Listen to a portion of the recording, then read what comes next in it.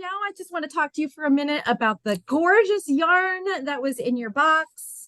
Our yarn artist is Debbie Bressler of Murky Depths, and she created a wonderful behind the scenes video for us. So before we talk to Debbie, I am going to play that video here and share my screen. And let's get that queued up. Okay, here we go. Hi everybody, I'm Debbie Bressler. I'm the owner and dyer and everything else for from Murky Depths Dyeworks, and I'm bringing you some good vibes from upstate New York. I'll tell you a little bit of background about myself. I never planned to be a dyer. I spent 30 years in the fashion industry in New York City, and spent my weekends at my house up here in Ulster County. And in 2017, one weekend, I thought it would be just fun to dye some yarn. And so I got some undyed yarn from Knit Picks and a little jacquard starter set. And by the end of the first day, I kind of knew what my retirement career was going to be. I just immediately took to it, and I knew that I had to spend my time doing this. So I spent a year developing color and formulas, and came up with all my colorways. And I said to myself, if you're still into this in a year, then you can start a company. So I did that for a year, and then January 1st, 2018, I was like, yep, I guess I'm still into this. So I spent 3 months dyeing my opening inventory and put myself into business. I spent about 2 years transitioning out of my apparel industry career and transitioning into this full time. And right before the pandemic hit, I was dyeing full time, and it was a good time to get out of New York City, so I basically moved up to my country house full time. If you've ever been to Rhinebeck, I'm right across the river. If you were gonna fly there, it's pretty much a straight shot east from my house to the Dutchess County Fairground. So it's a beautiful area. It's really quiet up here. I have an old 1890s stone house and 7 acres of land. So I garden and spend all my time dyeing yarn. I think of myself first and foremost as a color mixologist. For me, everything starts with these color ideas I get in my head.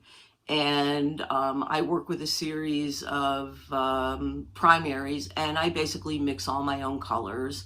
That's, to me, the most important thing. I'll get a really specific idea of like a, blue-green, and then as long as it takes, I have to spend the time unlocking the formula so I can get the colors that I want.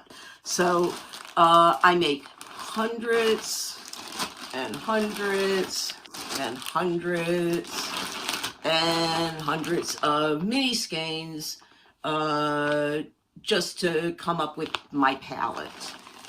Because I spent so many years in the fashion industry, when I'm thinking about developing a new group of colors, I will usually start with individual colors that coordinate well together. Much like if a fashion house is putting out a line, the first thing they do is they come up with their color palette, and then they take that palette and they make their prints and their plaids. And I kind of approach dyeing the same way. So I start with my solids, and from those solids, I then make my multis. So you can see I come up with very specific color ideas in mind. I start with the solids, as I say, and then I will develop my multis using those solids. One of the great things about that is that it's very easy to combine colors if you want to make a multicolor project. there's almost always going to be 2 or 3 or 4 or more colors that coordinate my line. The other thing that I do to get uh, the effects that I want is that I layer color on top of color on top of color. So in addition to, say, the 5 hues that I'm starting with, there's all the sub hues that are created by layering those colors on top of each other. Because I'm a large project knitter, I knit mostly very large shawls and sweaters. One of the things that is really important to me for my multis is that um, my colors, my multis for the most part, my variegated yarns don't pool and don't flash because, who wants a big lightning bolt across their chest on their sweater? They just put so much time into creating. So I've, over the years, invented many techniques to be able to get that effect. And it's probably, to me, the most important thing that I do. Then, of course, if one creates multis and then creates matching mohair, it really just further enhances the ability for you to blend your colors and have something that at the end of the day, though it has a lot of colors in it, gives a really smooth kind of wash of color effect at the end. So this is my color Holly Go Lightly, which, I'm sorry, Holly Interrupted, which I pretty much dye on every base that I sell. And so this is Neptune DK, my Merino DK. This is Larry. And then the same color on mohair. And I'm going to walk across the room and show you the finished effect. This is my current whip, which is the Yoon sweater by November Knits. And I'm actually using the Holly Interrupted on my Aran weight base and holding it with mohair. So you can see at the end of the day, even though it's a highly variegated round yarn, you can get a pretty smooth effect that works well for sweaters. I'll show you a little bit of my yarn room. Yes, I know everybody wishes they had a yarn room. I used to have a sunroom. Now I have a yarn room. And I do my photography in here. I'm a little light on inventory now because I just finished doing the Indie Untangled show on Rhinebeck weekend. But I usually have enough yarn here to stock a small yarn store. I'm not a fan of pre-orders. So, if I'm selling something, it's going in a box and shipping out. Here's one of my 3 knitting machines that I pretty much never have time to use. And that's pretty much who I am. And I really enjoyed dyeing your subscription yarn this month. I hope you love it as much as I loved it. And hope to see y'all in the yarn world sometime soon. Thanks. All right, that was so fantastic. I love Larry. Okay, let me, I haven't closed out. I haven't closed out right now. welcome, Debbie. Thank you so much for that great video and for dyeing such beautiful yarn for us. So I have a couple questions for you. Right off the bat, I'm really intrigued by your background in the apparel industry, and I was wondering if you could just tell us a little bit more about what exactly you did in the fashion world. Absolutely. So my background for the bulk of my career was doing production and sourcing. And of course, in this day and age, that means sourcing overseas. So I've spent a lot of time traveling. I've been to China, 50 times. I've been to Hong Kong 50 times, to Korea, Indonesia, India, Philippines. I fortunately missed the trip to Mongolia because that was supposedly not like very comfortable. So I spent most of my time doing production and sourcing, which really starts with product development. So a design department is putting together a collection, and so I was responsible for all of the stages that go from idea to finished collection of samples. Through the manufacturing process. In the last probably 8-10 years of my career, I was working for a small streetwear company, young men's streetwear company. I actually worked for them for like 15 years. And my responsibilities just increased over the years. So in addition to the product development, production, sourcing, I was also responsible for the sales department and customer service and shipping. So basically everything that didn't involve design and marketing came under my purview. Wow. Yeah. That's a lot. Yeah, it's a lot. I mean, working for a small company is great, but it does mean you wear a lot of hats. I would say one of the good things about it is managing, when I started, I spent like 8 years at a public company, very large apparel company. And that was, they're like a $5 billion company now. And so that was always having many millions of dollars worth of product in development or production at any given time, and keeping all those wheels on the tracks. Working for a smaller company, the scale was smaller, but it still involved keeping all the wheels on the track. So I guess the thing is that running a small yarn business out of my home, from an organizational point of view, is pretty easy for me. Yeah.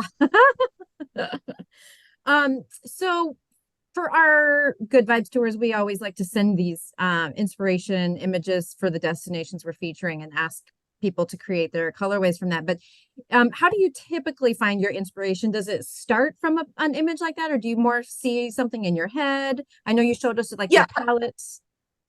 Yeah, I rarely work from an image unless I'm doing something specifically for a subscription box or a store or something like that.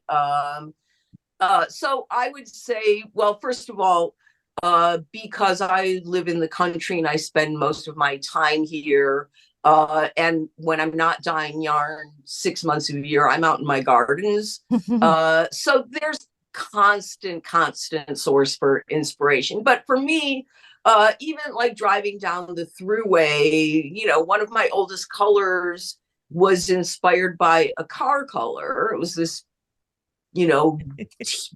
kind of dark tealy green, and that color just resonated with me. And then I had to spend days unlocking it and developing a formula to match that color. So a lot of it is colors I have in my head.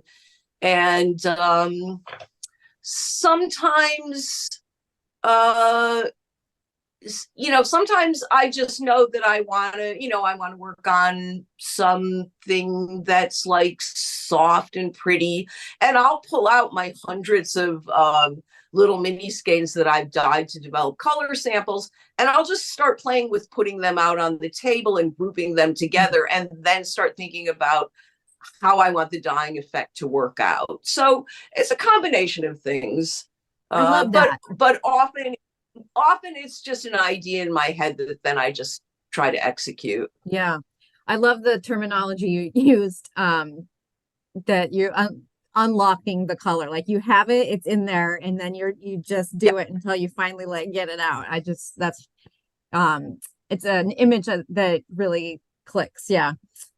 So one of the things we've asked, I'm super stubborn about it. So if I have a color in my head, I will spend a week, not the whole week, but I will spend a week just, if I have something in my head, I have to hit it. To get it out. Yeah. I have to get, yeah. One of the things we've asked each of the dyers so far on the tour that I want to ask you is, have any of your colorways ever started as a happy accident where you were trying to do something else and then this crazy thing came out that you actually really liked? So many colors, so many colors, and so many best-selling colors. And also, one of the things that happens is if I'm trying to develop a color, when I'm developing multis, it will usually take me, 2, 3, or 4 batches to get something that I'm happy with. I have an idea, and, I have to mix all the component colors, and then I have to find a way to make the variegated color out of it. So it can take a bunch of tries. So then I have a lot of yarn sitting in laundry baskets. And sometimes I just get an idea of like, oh, I wonder what will happen if I over dye this with a color. And it's a bad trap. My colors are really complicated. So on a variegated color, it might have 3 or 4 or 5 or 6 different component colors. But because I'm mixing all of those colors, each of those individual colors might be made up of 3, 4, 5, or 6 colors of dye. So, my work table can be, just like portioning out the colors to make up a multi can take as much time as dyeing the yarn. Yeah. And I because I like to layer color on top of color, and each of those is a step. So you lay a color down and you exhaust that dye, and then you lay another color.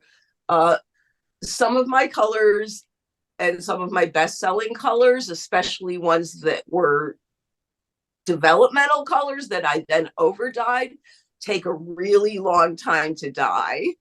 I have colors that a batch takes me 3 hours to dye because there's so many steps involved. Wow. But then they sell really well, and so I have to keep doing them.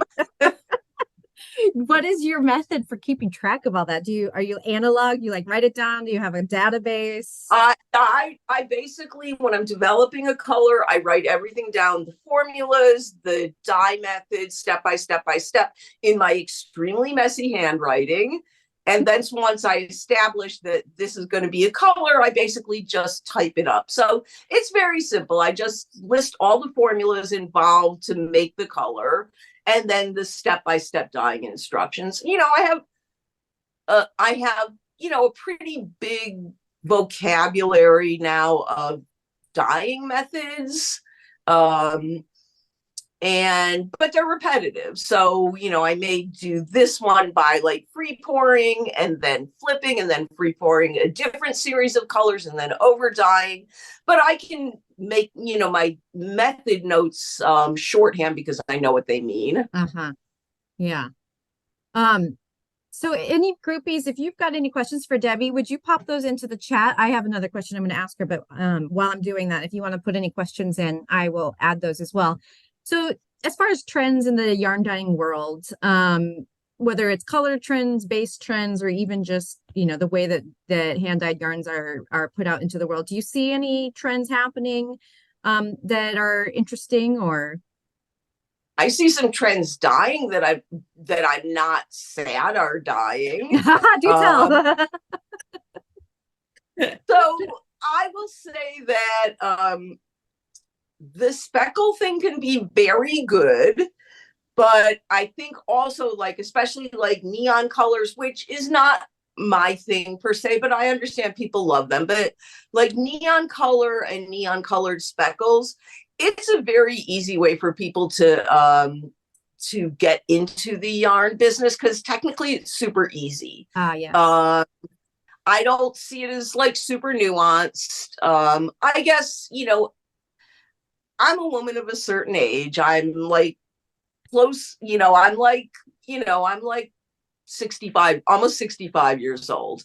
I dress a certain way. I just found out the way I dress is called coastal granny. So I'm not sure how I feel about that. I always thought I was contemporary casual. So I like to, personally, I like to knit simple but contemporary everyday kinds of pieces. And I like to dye colors that work well for those kinds of things. So, I think it's very easy to get into the yarn dyeing business. Basically, a couple $100, you buy some yarn, you buy some dye, you get a couple pots, you make some labels, you're in business. But I think that whole like neon speckle thing led a lot of people into business. People really liked it, but as that's trending out, I don't necessarily see a lot of dyers evolving to something else because they haven't really like taught themselves how to do other things. Trends that are definitely happening, which I think are great, but it's not for me, is non-superwash yarns and rustic yarns and farm yarns. The only reason they're not for me is that, well, there's two reasons. As a consumer, they're not for me because I'm a delicate snowflake, and anything that's not like superwash merino with a little bit of cashmere, some like, soft, baby alpaca, itches me. So I can't wear most rustic yarns. And then also for me, because of the techniques I use, they're very dependent on superwash yarns.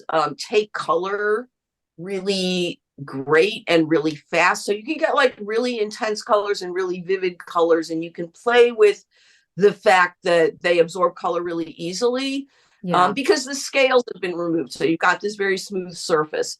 And so to get the kind of intense colors I usually dye, or some of the like quirky effects or techniques that I've made to dye my multis, don't work on non-superwash yarn. That makes sense. So I think that's a great trend. It's just not, it's just not what works for me. And that's why it's so perfect, because we don't all have to do everything, right? So we do have one question from a groupie. I'm freezing up a little bit. Life in the country, so. Well, if you can still talk, let's see. Renee has asked, what is over dyeing? If you can give us a quick rundown. Oh, we might have lost her. Okay, we're gonna call it there. Renee.